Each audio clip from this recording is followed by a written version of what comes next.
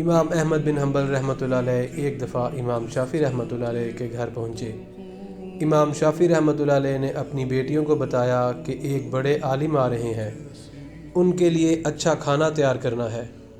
چنانچہ بیٹیوں نے اچھا کھانا بنا کر کمرے میں رکھ دیا۔ رات کو تہجد کے لیے مصلی بھی رکھ دیا اور وضو کے لیے لوٹا بھی رکھ دیا۔ امام احمد بن حنبل رحمۃ اللہ علیہ تشریف لائے، کھانا کھایا اور لیٹ گئے۔ صبح اٹھے تو نماز فجر کے لیے مسجد تشریف لے گئے۔ بچیاں کمرے میں صفائی کرنے کے لیے آئیں تو دیکھا کہ برتن میں جو 2-3 آدمیوں کا کھانا رکھا تھا وہ سارا ہی ختم ہو چکا تھا۔ مصلی جیسا رکھا تھا ویسے ہی پڑا ہے، پانی جیسے بھرا تھا ویسے ہی موجود ہے۔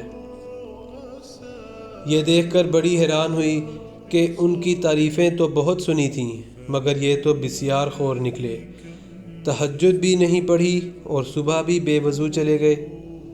جب امام شافعی رحمۃ اللہ علیہ گھر آئے تو بیٹی نے ساری بات کہہ سنائی۔ سچے لوگ تھے۔ امام شافعی رحمۃ اللہ علیہ نے امام احمد بن حنبل رحمۃ اللہ علیہ کو ساری صورتحال بتائی کہ میری بیٹی تو یہ پوچھ رہی ہے۔ کہنے لگے، حضرت جب میں نے پہلا لقمہ کھایا تو مجھے اپنے سینے میں نور نظر آیا، ہر لقمے پر میرے سینے کا نور بڑھ رہا تھا۔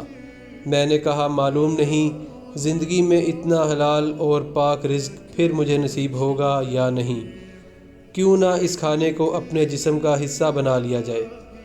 میں نے اس لیے خوب پیٹ بھر کر کھانا کھایا۔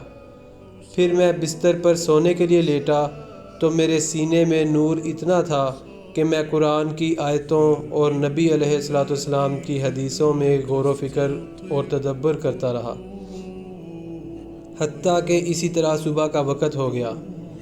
درمیان میں خیال آیا کہ تہجد پڑھ لوں، مگر میں نے کہا کہ علم کا ایک باب سیکھنا 1000 رکعت نفل پڑھنے سے زیادہ فضیلت رکھتا ہے، لہٰذا میں اس علمی سوچ و بچار میں مشغول رہا۔